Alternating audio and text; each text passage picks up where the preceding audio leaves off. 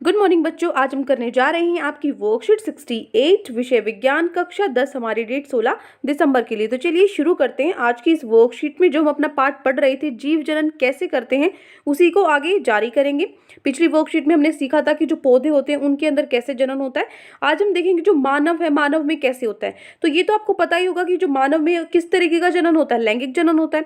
जनन दो प्रकार के होते हैं ना, कौन से? लैंगिक और अलैंगिक। अलैंगिक कौन सा था? जिसमें हमें एक जनक की जरूरत होती है। और लैंगिक कौन सा था? जिसमें दो जनकों से संतति उत्पन्न होती है। तो यहाँ पे जो मानव है, मानव में लैंगिक जनन के बारे में हम थोड़ा डिटेल में पढ़ेंगे आज। तो देखो, मानव में किशोर अवस्था के दौरान नर और मादा दोनों ही आकृति और क्रिया संबंधी अनेक परिवर्तन होते हैं। देखो, जब हमारी किशोर अवस्था कौन सी होती है? जब आप 11 से मतलब जब आपका जो शरीर है उसमें ग्रोथ होनी स्टार्ट हो जाती है, ठीक है, उसमें आपकी मैच्योरिटी आना स्टार्ट हो जाती है। कहने का मतलब है जब आप 11 से 18 साल के होते हो तो उस बीच आपके अंदर बहुत सारी चीज़ें हैं, बहुत सारे परिवर्तन, बदलाव आपको देखने को मिलते हैं। तो जो फीमेल या मेल होती है, मतलब नर या मादा होती है, उसके शरीर में द्वितीय लैंगिक लक्षण अतः स्रावी ग्रंथियों द्वारा उत्पन्न हार्मोन द्वारा होते हैं। जैसे जैसे शरीर की सामान्य वृद्धि दर धीमी होनी शुरू होती है, जनन उत्तक परिपक्व होना प्रारंभ करते हैं। किशोर अवस्था की इस विधि को यौवनारंभ कहा जाता है। देखो क्या होता है, आपके जब ये आपकी जो ये अवस्था होती है जिसमें आप बढ़ना शुरू करते हो अच्छे से, इसमें क्या होता है, जो आपके जनन उत्तक हैं, जिन चीज़ से आप जनन कर सकते हो वो वाले उत्तक है वो बढ़ना चालू होते हैं। कैसे होता है ये सब? देखो, बहुत सारे हार्मोन है। ऐसे बोलते हैं जैसे आपका जो चेहरा है, चेहरे पे जो लड़के होते हैं उनके चेहरे पे दाढ़ी आना शुरू हो जाती है, और इसी तरीके से बदलाव होते हैं लड़कियों में भी कुछ ना कुछ। तो ये सब जो ये बदलाव आते हैं, ये बदलाव इस अवस्था किशोर अवस्था में जो आते हैं वो क्यों आते हैं? क्योंकि उस टाइम पे जो हमारे अंदर जो हमारी ग्रंथियों द्वारा हॉर्मोन्स निकल रहे हैं, उत्पन्न हो रहे हैं, वो हार्मोन के कारण वो चेंज बदलाव आते हैं। और इस अवस्था में क्या होता है, जो हमारी नॉर्मल ग्रोथ होती है, जो नॉर्मल हम वृद्धि, सामान्य वृद्धि करती है जो हमारा शरीर, क्योंकि बचपन से छोटे से लेकर बड़े होने तक तो हम वृद्धि करते ही रहते हैं, लेकिन इस टाइम पे क्या होता है, नॉर्मल वृद्धि रुक जाती है। जो जनन उत्तक होते हैं उनकी वृद्धि ज्यादा होती है, मतलब जिससे जन्म हम दे सकते हैं, जो जनन उत्तक होते हैं उनकी वृद्धि इस अवस्था में, इस उम्र में ज्यादा होती है। इस किशोर अवस्था को हम क्या बोलते हैं? यौवन आरंभ भी कहा जाता है, ठीक है, इस अवधि को। अब देखो, जो अब मैंने आपको बताया कि इसमें दो जनकों की जरूरत होती है। तो जो नर और मादा का युग्मक है, इसमें कौन से होते हैं? दोनों के वृषण और अंडाणु, ये उत्पन्न होते हैं दोनों के अंदर, ठीक है, इस अवस्था में ही। तो जो नर के जनन काल के दौरान जो जीवन भर रहता है, शुक्राणु या नर युग्मक उत्पन्न होते हैं। जो नर है उनके अंदर क्या उत्पन्न हो रहा है, जिसको हम शुक्राणु बोलते हैं, ठीक है, वो उत्पन्न होते हैं। और जो मादा है, जो लड़कियां, उसमें क्या होता है, रजोदर्शन से मादा युग्मक अंडाणु की उत्पत्ति का संकेत मिलता है। 40 से 50 वर्ष की आयु तक मादा या स्त्रियों में अंडाणु की उत्पत्ति रुक जाती है। मतलब क्या होते हैं, जो फीमेल्स है, लड़कों में तो क्या हो गया, शुक्राणु है वो बन जाते हैं, इस उम्र में बनना शुरू होते हैं, ठीक है। तो लेकिन जो लड़कियां, उसमें क्या होता है, रजोदर्शन से मादा युग्मक अंडाणु की उत्पत्ति होती है। क्या होता है, आपको देखा होगा कि जो लड़कियां, उनको हर महीने दिक्कत होती है, हर महीने जो आपकी, जिसको आप मेंस्ट्रुअल साइकिल भी बोलते हो ना इंग्लिश में, तो हर महीने जो लड़कियां हैं, लड़कियों को पता होगा, और मे भी कुछ बॉयज़ को भी पता होगा, इतने बड़े होने के बाद पता लग जाता है, तो कोई बड़ी बात नहीं है। तो वो जो चीज़ होती है हर महीने, तो वो चीज़ 40 से 50 साल की उम्र में रुक जाती है, ठीक है। वो शुरू कब होती है? इस किशोर अवस्था में वो शुरू हो जाती है, युग्मक अंडाणु की उत्पत्ति होती है यहाँ पर। और 40 से 50 की आयु में वो क्या हो जाती है, उत्पत्ति उसकी रुक जाती है। तो इस अवस्था में रजोधर्म रुक जाता है, और इस स्थिति को क्या बोलते हैं, रजोनुवृत्ति, ठीक है। जो ये हमारा हर महीने की जो ये साइकिल होती है लड़कियों में, ये क्या होता है, रजोदर्शन होता है। ये 40 से 50 की उम्र में जब रुकता है तो उसको हम क्या बोलते हैं, रजोनिवर्ती, ठीक है। अब देखो, उसके बाद है नर जनन अंग। अब दोनों के अलग अलग अंग होते हैं, है ना, जो नर है और जो मादा है। जो लड़कियां हैं, लड़कियां, उन दोनों के अलग अलग अंग होते हैं। दोनों के जो अंग जिनसे जनन होता है, जिनकी मदद से जो जनन में मदद करते हैं, जन्म देने में मदद करते हैं, उन अंगों के बारे में हम पढ़ेंगे। ऐसे तो बहुत सारे होते हैं, आँख, नाक, इन चीज़ों के बारे में नहीं पढ़ना। जो जन्म में सहायता करते हैं उन अंगों के बारे में पढ़ते हैं। तो चलो, सबसे पहले नर जनन अंग, जो लड़कों के जो अंग होते हैं। देखो, नर जनन अंग कोशिका होती हैं, वो क्या होते हैं, ये जनन कोशिकाओं को निषेचन के स्थान तक पहुंचाने वाले अंग संयुक्त रूप से नर जनन तंत्र बनाते हैं। ये पूरा जो इनका सिस्टम है, तंत्र जिसको हम बोलते हैं, तो ये क्या होता है, देखो मैंने आपको बताया है कि इसमें दो जनक होते हैं, ठीक है। दोनों जनक के जो युग्मक है वो आपस में क्या है, मिलते हैं। तो ये जो युग्मक ये आपस में जो मिलते हैं, तो ये एक आपस में मिलने के लिए इनको जाना तो पड़ेगा ही, है ना। इनके अंदर क्या होगा, इनको पहुंचाने के लिए बहुत सारे अंग होते हैं।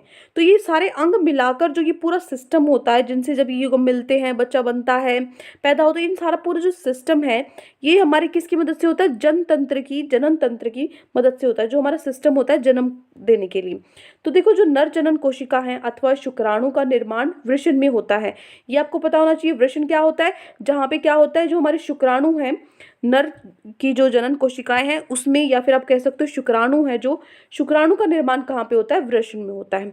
तो यह क्या होता है, जो वृषण होते हैं ये बाहर की तरफ होते हैं, उदर गुहा के बाहर वृषण कोश में स्थित होते हैं। क्योंकि इसका कारण है, इसका क्या कारण है, जो शुक्राणु है उसके उत्पादन के लिए आवश्यक ताप शरीर ताप से कम होता है। मतलब जो हमारे शरीर का तापमान होता है उससे कम तापमान इसको चाहिए होता है, इसलिए ये बाहर होते हैं। तो जो शुक्राणु उत्पादन के नियंत्रण के अतिरिक्त टेस्टोस्टेरोन लड़कों में यौनावस्था के लक्षणों का भी नियंत्रण करता है। अब मैंने आपको बताया था कि बहुत सारे जो हार्मोन है वो निकलते रहते हैं हमारे शरीर में, इस टाइम पे उत्पन्न होते हैं किशोरावस्था में।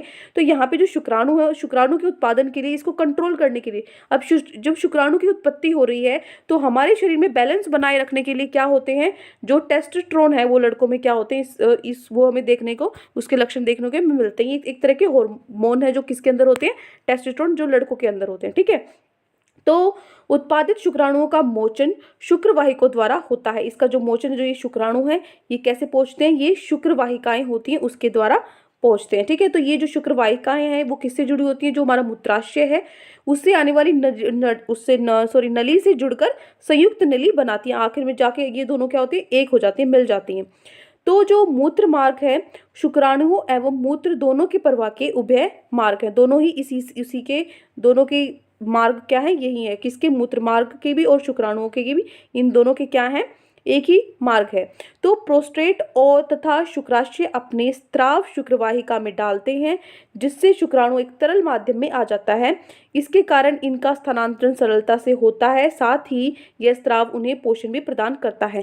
देखो क्या होता है, जो ये होते हैं हमारे प्रोस्टेट और शुक्राशय होते हैं, इनके अंदर से एक लिक्विड सा निकलता है जो शुक्राणु को भी क्या बना देता है, तरल बना देता है, ताकि वो इजीली से क्या कर सके, एक जगह से दूसरी जगह पहुंच पाकर जो उसका स्थानांतरण है ना वो सरलता से हो जाए, और उसको इससे पोषण भी मिलता है। तो जो शुक्राणु है वो सूक्ष्म संरचनाएं हैं जिसमें मुख्यतः आनुवांशिक पदार्थ होते हैं। जो ये शुक्राणु ये है क्या, ये क्या है, एक ऐसा पदार्थ है जिसके अंदर आनुवांशिक पदार्थ होते हैं। आनुवांशिक पदार्थ कौन से होते हैं, जो मैं आपको पहले भी बताया है कि एक पीढ़ी से दूसरी पीढ़ी में बहुत सारे आनुवांशिक जो हमारे कुछ लक्षण है जो हमें दिखाई देते हैं, वो कैसे आते हैं, कुछ आनुवांशिक पदार्थ हमारे माता पिता के अंदर से हमारे अंदर आ जाते हैं। तो वो किसके थ्रू आते हैं, वो इन शुक्राणु के थ्रू ही हमारे अंदर आते हैं। तो एक लंबी पूंछ होती है इनकी, इस तरीके से पूंछ होती है कि इसकी पूंछ किस लिए होती है, ताकि ये जो मादा जनन कोशिकाएं उनकी ओर सहायता से जा सकें, ठीक है, आगे की तरफ जल्दी से जा सके। अब देखो उसके बाद है मादा जनन अंग। मादा के जनन अंग पढ़ेंगे। अब जो लड़कियां होती हैं, जो महिलाएं होती हैं, तो जो मादा जनन कोशिकाएं हैं, जिस या फिर हम उसको बोल सकते हैं अंड कोशिका, उनका निर्माण कहाँ पे होता है, अंडाशय में होता है। तो ये हार्मोन जैसे एस्ट्रोजन है और प्रोस्टोर है, ये क्या है, ये किसके अंदर होते हैं, ये जो मादा जनन अंग है लड़कों के अंदर, जैसे मैंने आपको बताया था ना टेस्टोस्टेरोन होता है, उसी तरीके से इनके अंदर क्या होता है, एस्ट्रोजन होता है और प्रोजेस्टेरोन होता है, ठीक है, ये दोनों होते हैं। तो लड़की के जन्म के समय ही अंडाशय में हजारों उपरपिक अंड होते हैं। मतलब जो जब वो जन्म लेती है ना, उसी टाइम पे उसके अंदर जो बहुत सारे अंड होते हैं, छोटे छोटे अंड, एग सेल्स जिसको हम बोलते हैं, तभी से ही होते हैं। तो यौवन आरंभ, जब ये आपकी किशोर अवस्था आती है ना, तो यौवन आरंभ में इनमें कुछ परिपक्व होने लगते हैं, मतलब कुछ बड़े होने, जिनकी ग्रोथ वृद्धि होने लग जाती है जिनके अंदर, और वो दो में से एक अंडाशय द्वारा प्रत्येक माह एक अंड परिपक्व होता है। हर एक महीने में फिर वो क्या होता है, एक अंडा क्या होता रहता है, परिपक्व होता रहता है। तो जो ये अंड वाहिका है, और या फिर आप बोल सकते हो फेलोपियन ट्यूब, इसी को बोलते हैं, फेलोपियन ट्यूब को ही अंडवाहिका बोलते हैं। इसके द्वारा जो अंड कोशिका गर्भाशय तक लेकर जाते हैं, किसके द्वारा, गर्भाशय तक कैसे, गर्भ क्या होता है, जहाँ पे बच्चा उसकी वृद्धि होती है, पेट के अंदर जहाँ पे भ्रूण बनता है, जहाँ पे बच्चा होता है, वो रहता है, वो क्या होता है, हमारा गर्भाशय होता है।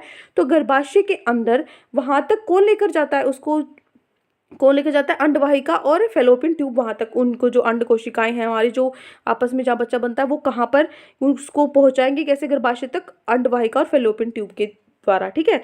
तो दोनों अंडवाहिकाएं संयुक्त होकर एक लचीली थैलेनुमा संरचना का निर्माण करती है जिसे गर्भाशय कहते हैं। तो ये दोनों जो अंडवाहिकाएं होती हैं ये आपस में मिलकर एक लचीला सा एक थैला आप मान सकते हो, जिसको हम क्या बोलते हैं, गर्भाशय बोलते हैं। ठीक है, जहाँ पे सारी संरचना होती है, निर्माण होता है। तो देखो, गर्भाशय ग्रीवा द्वारा योनि से में खुलता है।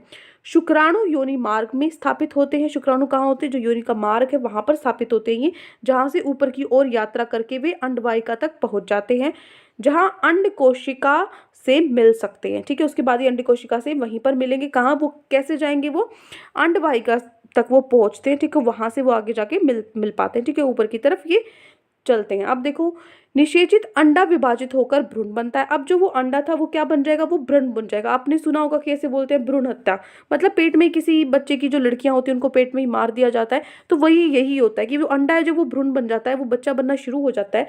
तो जो भ्रूण है गर्भाशय में स्थापित हो जाता है, जहां वह लगातार विभाजित होकर वृद्धि करता है तथा अंगों का विकास करता है। जहां धीरे धीरे उसके अंग हैं, हाथ पैर और ये सब बनना शुरू होता है, उसकी वृद्धि होती है।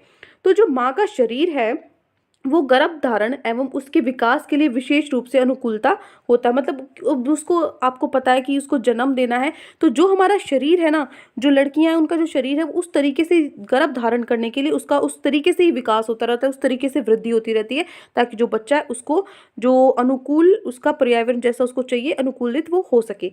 तो देखो, जो गर्भाशय है प्रत्येक माँ भ्रूण को ग्रहण करने एवं उसके पोषण हेतु तैयारी करता है। ठीक है, जैसे 9 महीने होते हैं तो हर महीने उसके अंदर कुछ ना कुछ परिवर्तन होते हैं बहुत सारे। क्या, किस चीज, क्यों होते हैं वो परिवर्तन, ताकि जो उसके अंदर जो भ्रूण है उसको ग्रहण करने के लिए उसको जो उसको पोषण कैसे देना, ये सारी तैयारी वो कर लेता है। तो उसकी आंतरिक परत मोटी होती जाती है। क्या परिवर्तन होते हैं, क्या बदलाव होते हैं उस टाइम पे, तो देखो, जो उसकी अंदर की जो परत है वो मोटी हो जाती है, और जो भ्रूण है उसके पोषण के लिए जो रुधिर प्रवाह है वो भी बढ़ जाता है।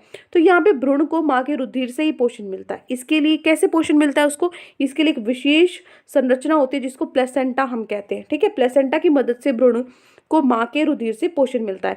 तो यह एक तच्छिद्रनुमा संरचना है जो गर्भाशय की भित्ति में धसी होती है। कहाँ पर होती है, गर्भाशय की भित्ति में ही होती है ये भी।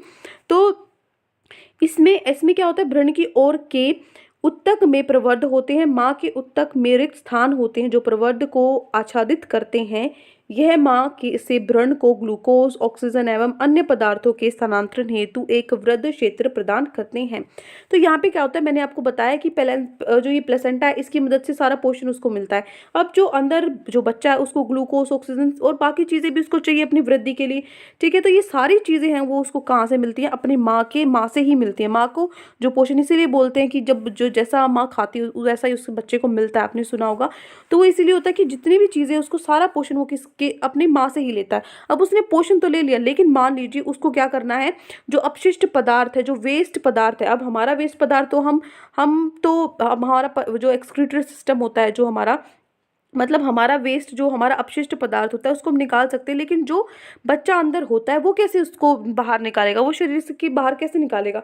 तो वो क्या कर देता है, जो माँ होती है ना, वो क्या करता है, हमारे शरीर के अंदर ही छोड़ता है, लेकिन उसको फिर हमारे शरीर में जो पूरी तरीके से हम उसको बाहर निकालते हैं। ठीक है, तो देखो, विकासशील भ्रूण द्वारा अपशिष्ट पदार्थ उत्पन्न होते हैं जिनका निपटान उन्हें प्लेसेंटा के माध्यम से माँ के रुधिर में स्थानांतरण द्वारा होता है। उनको किस तरीके से, जो माँ के अंदर ही सब कुछ स्थानांतरित होता है, वहीं से उसी के रुधिर से वो क्या होता है, जो उसको निपटाते हैं, जो अपशिष्ट पदार्थ होता है। ठीक है, उसको खत्म करते हैं, उसको बाहर निकालते हैं। ठीक है, तो ये था हमारी जो जनन था, जो कैसे लैंगिक जनन होता है मनुष्य में, वो हमने पढ़ा। अब देखो प्रश्न उत्तर क्या क्या है हमारे, जो ये मैं आपको टर्म बता रही थी ना, वृषण, शुक्रवाहिकाएं, अंडाशय, ये चीजें बहुत जरूरी है, ये आपको पता होना चाहिए क्या होती है। तो चलो, इन्हीं पे आधारित प्रश्न है, 4 क्वेश्चन है आज हमारे। पहला प्रश्न है, इनके द्वारा किए जाने वाले कार्य लिखिए। पहला है वृषण। वृषण क्या होता है, देखो, वृषण क्या होता है, नर जनन कोशिका अथवा शुक्राणु का निर्माण वृषण में होता है। इसके काम बताने, कार्य बताने हैं, तो क्या होता है, जो नर जनन होती है या जो शुक्राणु होता है उसका निर्माण होता है वृषण में। दूसरा, शुक्रवाहिकाएं। शुक्रवाहिकाएं क्या होती हैं, जो शुक्राणु होते हैं उनका मोशन कहाँ पे होता है, शुक्रवाहिकाओं द्वारा ही होता है। ये हो गए फर्स्ट का ए और बी पार्ट। उसके बाद सी पार्ट और डी पार्ट देखो। अंडाशय क्या होता है, अंडाशय होता है जो मादा जनन कोशिका होती है या फिर अंड कोशिकाओं का जो निर्माण होता है वो अंडाशय में होता है। और अंडवाहिका क्या होती है, अंडवाहिका अथवा फेलोपियन ट्यूब द्वारा अंड कोशिका गर्भाशय तक लेकर जाते हैं। ठीक है, ये आपको लिखना है। जो अंडवाहिका वो क्या करेगी, जिसको फेलोपियन ट्यूब भी बोलते हैं, इनके द्वारा ही, इनकी मदद से ही जो अंड कोशिका है वो गर्भाशय तक पहुंच पाती है। ये सी और डी पार्ट हो गया। उसके बाद देखो ई और एफ पार्ट। ई और एफ पार्ट है गर्भाशय।